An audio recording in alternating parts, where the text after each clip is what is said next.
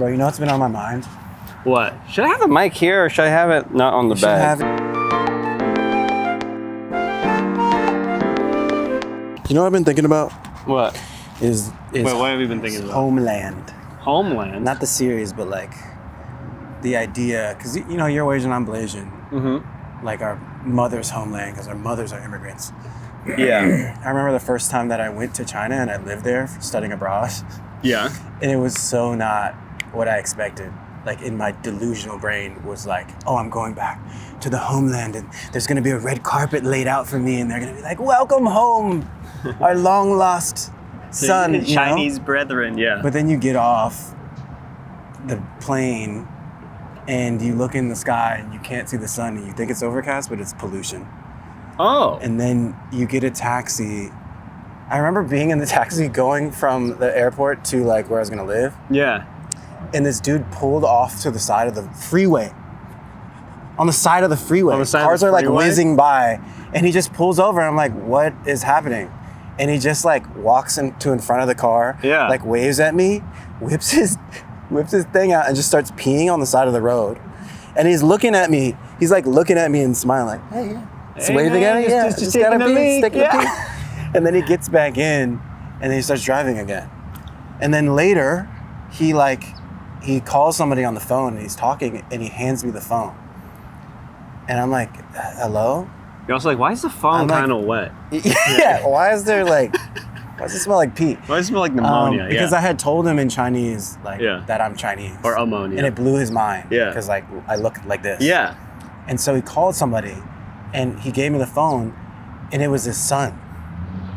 So I'm talking to his son in like broken English and broken Chinese. And I'm just like, why? This Bro is was not... probably like, hey, have you ever spoken Chinese to a black guy before?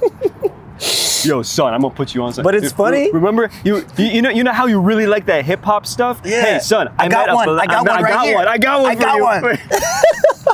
Because what's funny too is like it wasn't FaceTime. Yeah. It was like on a flip phone. So it's like, bro, it could have been. Just trust me. It could have been one of his dad's friends. Yeah. Like pretending to be black. Yeah. And just saying, yo, what's up, man? Yeah. Like all he knows is Rush Hour. He just knows Chris Tucker. And he just says, hey. And I'm like, hey, where are you from? I'm like, America. Like it's just like, I don't know, the novelty of like having a foreigner, maybe because China was closed off for so long and they don't, it's like so monoracial. Yeah. That was so novel to them. But then I just felt not like someone who's coming back to their ancestral homeland, but like, and not even just a regular foreigner, but like a foreigner plus. Like almost like a celebrity foreigner, but not seen as one of them at all. Dude, that's so funny. Did you go into Korea? Oh, just real quick. By the way, we are filming at a park underneath the airspace. So is that Burbank Airport? Yeah, I think that's Burbank. You'll hear the planes coming Hollywood in and out of Airport. Burbank.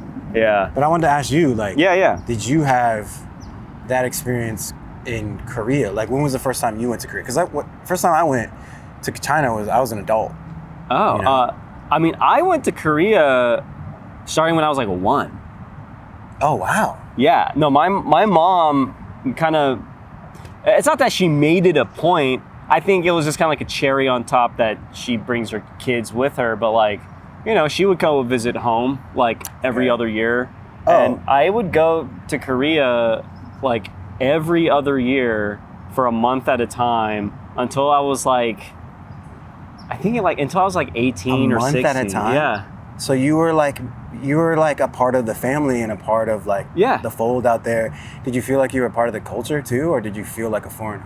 In a way, I felt like I was part of the culture until I forgot how to speak Korean, right? Because when did that happen though? Okay, so that happened when I was like, I think I was like 10 or something. Okay. And I remember it too, because I remember this one trip distinctly where I was like, oh no, I forgot Korean. I can't really talk to my cousins. And then like a week in, I got it back. And I was like, oh, close call. Thank God. Well, describe how you lost it in the circumstances in which you felt like you lost it and then the circumstances of you getting it back. Okay, what was that process? Well, here's the thing, right? Like, I grew up with a stay-at-home Korean mother who spoke, like, my first language was Korean. Yeah. And I remember going to school in kindergarten, and they put me in the ESL class. They put me in the Why? Because did you have an accent in English? No, because I would like speak Konglish, which is like speaking Korean and English. It's like it's like Spanglish, but with to Korean. people that didn't understand. Yeah, to people who didn't understand, Yeah. and they're like, "Oh shit, this kid's like speaking in tongues, right?" So they put me in the ESL class, and granted, I grew up in San Diego, so like the ESL class is just like kids who speak Spanish, right? And you didn't have any other Asian kids with you? No, there were no other Asian kids. So I was thrown into the ESL class, and it literally lasted 2 days. Yeah, because they're like, oh wait, he knows exactly how to read and how to say all these things. Well, I mean, I'm in kindergarten. We don't really know how to read very well. Oh, but then why did it only last 2 days? I'm like, I know all the American shapes. Because you knew all the things. You knew all the things. Yeah, I knew all the things. Well, here's the thing. They put me in the ESL class, and they realized, oh my God, this kid knows no Spanish. But what's crazy is because I post content that's about subjects like this, I've heard that so many times. They're like, Asian kids, I don't look Asian to people, but to me, I look Asian because I am Asian. I don't want to explain it further than that, but like the people that other people think are Asian, they put them in ESL classes even though they're purebred Americans. I tell people that you're my Chinese friend. So that when they meet you in person, they're like, the fuck? I love when people ask me what I am and I just say, I'm Chinese. Yeah. And then pause.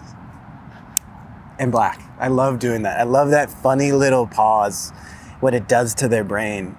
Okay, I got to confess something. Yeah. No, I just say my friend. I know like 5 Ryans. Oh yeah. So I have to literally be like the blasian one. Yeah, you do actually. Yeah. I'm like, cool with yeah, that. I'm like I'm Ryan. cool with that. No. I know, but like from now on, I want to just start saying my Chinese friends, so then when my friends meet you, You're a Chinese friend. They're just like, wait, what? Say that. Say Chinese. Yeah, that was a Chinese one that you my met. Chinese friend, and act like it's completely normal because like it is actually. It is actually. But we're just flipping it from what people expect. I want you to start calling me your white friend. But just because I'm Asian. Like, does that hit the same? You think? Does that hit the same? I think it'd be funny if you tell your friends that I'm your white friend, and then like, he looks kind of Asian. Yeah. And then like I start speaking like Korean and doing Korean accent? jokes and doing accents and is this okay? Like he's white though. Why is he saying this? What the fuck? He's white though. Yeah. No, but with the ESL stuff, like I lasted 2 fucking days because like they were speaking Spanish and my only like context for Spanish was that was Dora the Explorer.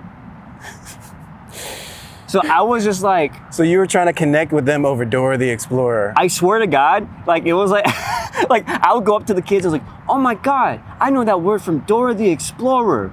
And they're like, okay. And they're like, the fuck? All right, and then bye. they just like turn around, and start like coloring in crayon. So you did have, so I was going to talk about the culture shock of me going to China and it not being, like the Chinese American experience that I had. Yeah. But like with you, the culture shock experience. Was like the culture shock. Was ESL though. Yeah, it was ESL. No, in America, it wasn't going to a foreign country. It wasn't. My first culture shock moment wasn't even going to Korea. Yeah. Like, cause it was like normalized to me like from a young age. It was the culture shock of like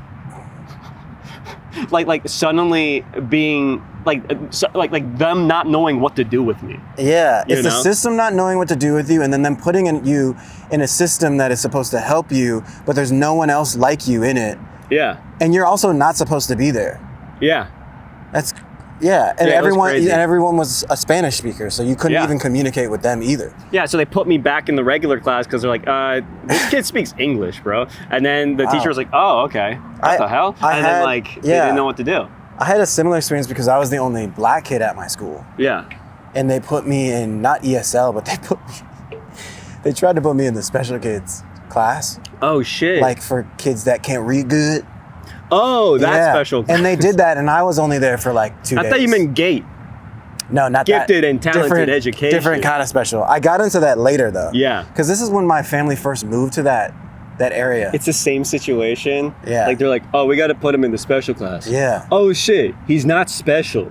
Yeah, yeah, exactly. It's like, oh, he knows how to read. I can remember going because I thought it was gate. My little dumb little brain, I don't want to say dumb, but my little like naive brain, child brain is like, oh, you're taking me out of class and putting me in a special class? Because you know how they talk to you when you're your a kid. dumbass like, kid oh, we're gonna take you to the special class. And I was like, yay, I'm special. Dude, your dumbass kid brain probably thought that you were gonna join the X-Men. Yeah, exactly. Oh, I am a mutant. And then we go in, I read these easy ass sentences and they ask me what shapes. I'm like, square, triangle. And I think I'm a genius. Yeah. Because I'm like, this is a special class and I'm this smart. Oh my God. And then tell my parents. Is there another level to this special class? Because I'm like beyond I'm beyond this. Do you have anything harder? I'm like Professor X in this bitch. And I go. You shave your head the next day? I go home. Yeah. And I tell my parents this and I'm hella excited. And they're like, what are you talking about? What special class? And they go to the school. And they almost like, bro, they're about to burn the school down. Dude, that's so funny. Because they're just like, why did you choose my kid to be in this? My dad's a lawyer, so I'm sure he like threatened to like sue but he like made the message very clear, like, do not fuck with my son. Mm-hmm. Like he's not the one. Because there's so many. Don't fuck with my son. Yeah, he knows seriously. kung fu. He knows kung fu. Because he's Chinese. He's Chinese. Even though he looks black, and that's why he put him in that class. He'll kick your ass. Yeah. But he. Hey, you heard of drunken kung fu? He does Dunkin' kung fu.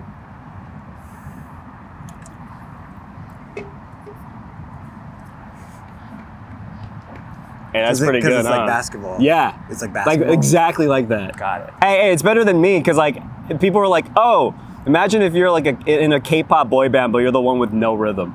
Damn. But look. Are there Wasians in the K-pop scene? No, not really. It's usually like Korean people who like grew up in America. You're right. There are not that many. They always had that one like guy in the K-pop group or like that one girl in the K-pop group. Actually, aren't that many Asians that knows English very well and everyone else doesn't. So during like their tour in America and they go on Jimmy Kimmel, they're the ones speaking for everyone. Yeah. Yeah. Like Namjoon from BTS. Yeah, like Namjoon from BTS. But they all do speak English. They just don't want to speak it, I feel like. Yeah. You know? What they need is to go to ESL class. That's what they need. Yeah. What they need is they need to enroll in my kindergarten teacher, Mrs. Juarez's class, and speak Spanish, you know, and learn English that way. Yeah, they need to be with the Spanish speakers in ESL class. Dude, that's so crazy. Wait, so with your trip to China, like how old were you again? Bro, I was like 22. Oh my God. I was old. Wow. And that was your first time in China. It was my second time, but I don't count the first time because I was there when I was like 18 and we only spent like 3 days in each. Oh, okay. Like 3 days in Shanghai, 3 days in Beijing, 3 days in Xi'an. I see. But like, I'm talking about like living there and really experiencing it and seeing the culture shock for me was like the physical space is different. Physical space is like, they're like this on the train. Yeah. And like, that's fine. You know what I mean? It's normal.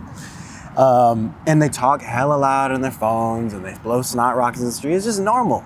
You know? They have chairs with holes cut out in them, so they open it and then sit down and take a shit in the alleyway. They don't have that, but... Well, they do. They do? Yeah, my friend Sam, you know Sam Lee? Hey, shout out to my buddy Sam Lee. Where? One time he like walked out and in the alleyway, some dude was sitting in this folding chair that he set up. There was a hole in it and he just took a dump while smoking a cigarette. Where the hell was he? Like in the farm? It wasn't like farm. It was still like a city, but it was like... That's convenience though, man. Yeah. That must feel good.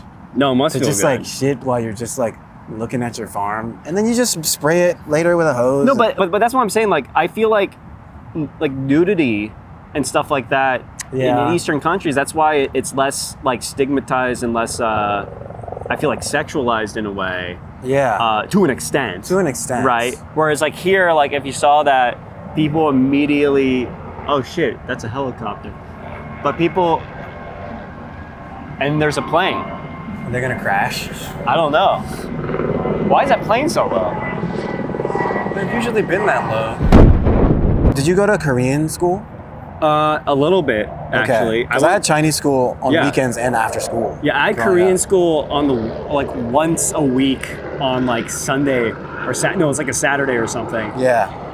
But like I had two different friend groups. Like I had like a Korean friend group and a American friend group.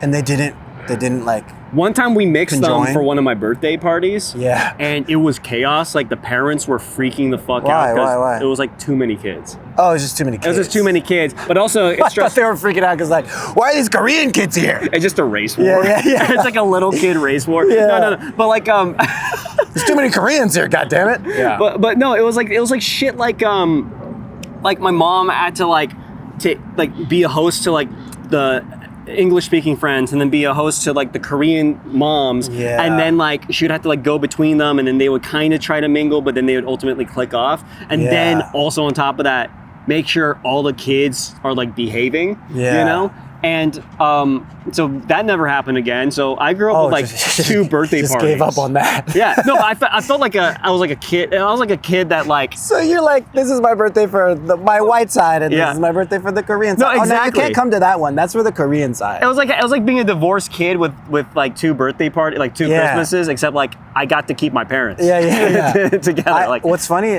what that reminds me of is like my Boy Scout experience. Because in our Boy Scout like troop. Yeah. There was two dens, and one den was white and one den was Asian. And I was in the Asian den. Yeah. And it was completely segregated, but you just like, people just accepted it and they didn't draw conclusions about it. It's like, oh no, that's like, you know, John's mom. Yeah. And that's the white den, but they didn't say that. It was just John's mom. So everyone that was friends with John's mom was in that group. I mean, it's kind of like how, you know, people are comfortable with with the culture they're most familiar with. Yeah. Like it does take a little bit of like, you know, extroversion to kind of put yourself out there. But I'll also say that like. I mean, also didn't help that they had drinking fountains that said like whites only and Chinese only, right? They didn't have Chinese only. Oh, okay. They had colored, right? Oh, whoa. And the Chinese people had a little pass had more of a pass. Anyway, like I remember looking back, I was glad I was in the Asian den because at the time I didn't think it was cool. I wanted to be in the other den because it seemed like they did cooler stuff. When I look back, I'm like, no, we actually did Chinese cultural specific stuff in my den. Things that I wouldn't have gotten if I didn't do that. Things that make me proud. You know, we did like calligraphy. Yeah. And we'd speak Chinese to each other. Yeah. You know what I mean? No, and we go to like the hell. Chinese American Museum. These are things that you never would have done in the other den. But Yeah. I think it was back during the time of like NSYNC and Backstreet Boys, and there was a Eurocentrism that like I gravitated towards because that was what was cool in my environment. Yeah, that was what was permeating through like the media. Well, like to be real, like that was before hip hop was even in the Grammys. Yeah. Do you know what I mean? Really? Holy shit. It was, if it was in the Grammys, it was like a completely separate category. Yeah. Where it's like, oh yeah, now we'll do the black stuff. Yeah. It wasn't like a part of the mainstream culture. Yeah. But that was also when we had like the Source Awards and the BET Awards were big, and you had all those like black award shows, but it was like separate, you know? Yeah. And it was looked down upon. Yeah. Hey, just so you know, I don't look down upon that kind of stuff. Yeah, thanks for I just want you to know that. Thanks. I just thanks want for you to being know. a good white liberal. Yo, thank you, man. Appreciate it. Yeah. And I think racism's bad, personally. I think it's a bad thing, and we should probably not do that. But like if it you could be a disagree good, with me, like it could be a good thing, but you're like, no, it's actually bad. no, listen, man. If you disagree with me, that's totally fine, and that's your cross to bear. That's totally fine. And, like, Everyone has a different opinion. And listen, I accept you for who you are, man. Like whether you're black or racist or like Chinese, you hate Chinese people, you hate black people. I just accept you for who you are. Yeah, I just accept you, you know? And that's okay. Yeah. It's okay if you hate black people. Everybody has their different things that they like or they hate.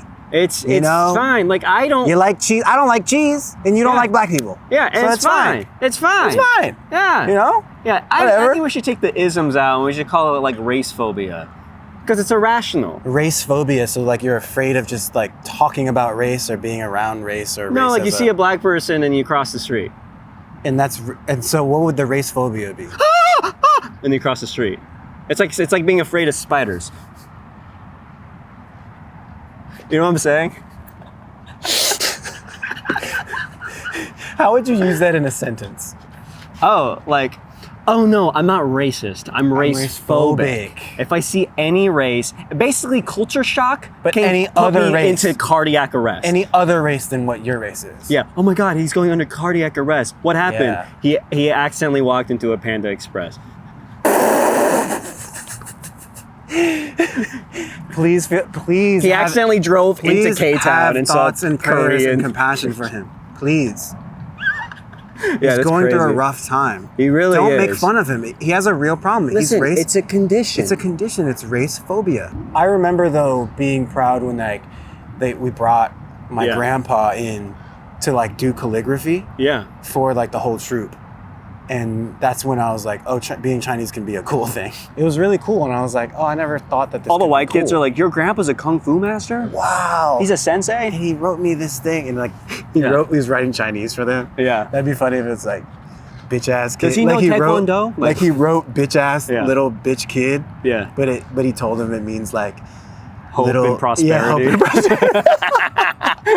Annoying bitch ass kid. Yes, it means peace and prosperity. Here you go. Yeah. Put that up on your wall. That same white kid ends up getting a tattoo of it because he's so inspired. That would be the greatest story ever. Hey, yeah, so your tattoo says chicken noodle soup. Yeah. Yeah. No, it doesn't. It means peace and prosperity because this guy, this old guy, when I was a kid, the only Chinese person I ever met, my best said it was. Chinese friend, who's also black, by the way. That is funny because we look at Chinese, in China, there's like these memes of them using English like the wrong way on shirts. Yeah. Like there'll be like a Chinese grandma and her shirt says likes to fuck. You know, and she has no idea that it says that. It's so funny. But that's the same thing as like all these people in America getting Chinese tattoos because they look cool, but it doesn't mean what they think it means. Dude, like my dad and his friends knew this one bar in Japan called Bar Stupid. Oh yeah, I think you told me about that. Yeah, and it's just so funny to just like be like because like if you don't know the language, you're probably like, hey, that sounds pretty cool. Stupid. It still sounds stupid. It still sounds kind of cool. Yeah, bar stupid. Even knowing English. Yo, hey, come over to our bar and get stupid. Yeah, bar dude, stupid. We're about to get stupid in this bar, man. Like that's that. Like I feel like that's awesome. Well, it worked because it attracted the foreigners to come. Yeah, it did. Yeah. So it worked. I wonder. Genius marketing. That's actually what happened. The Japanese bar owner was like, we need to call it something that will attract a bunch of foreigners. Yeah. Let's pretend we don't know English. Let's pretend we're stupid and call it bar stupid. That's gonna get a lot of we're clicks. stupid, but they also think the bar is cool because it's called stupid. Yeah, we lure them in with the name, and then they come in, and then it makes them go stupid. That's genius marketing. Let's do it. That's genius marketing.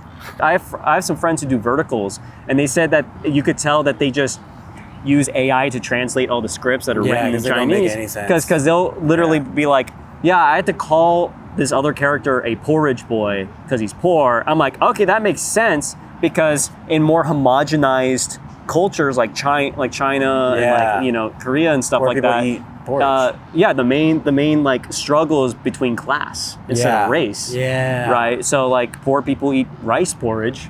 Shut up, porridge boy. Yeah, shut up, porridge boy. Go eat your fucking porridge, bitch. Yeah. That concludes this episode of The Mixed Message.